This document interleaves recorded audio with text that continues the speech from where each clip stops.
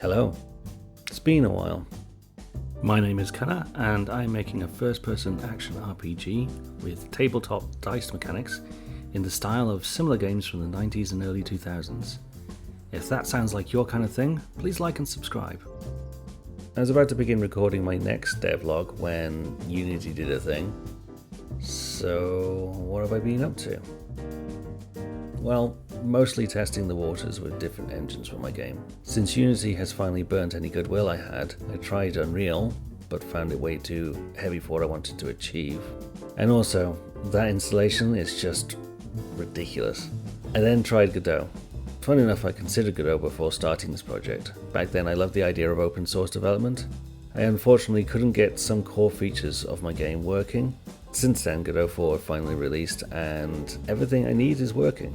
Over the last couple of months, I've done some tutorials and some test projects. I then recently started porting what I had from Unity over to Godot. I had a few issues with the port.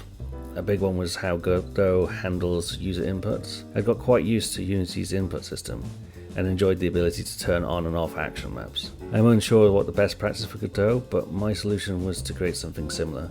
Inputs are set in an action resource. Most input events are actions fired by the resource, and they only fire if that action map is active. So no need to check if the player should be moving in the pause screen, since those inputs won't be active. I also had a rude awakening when I discovered that Godot's character controller does not handle steps.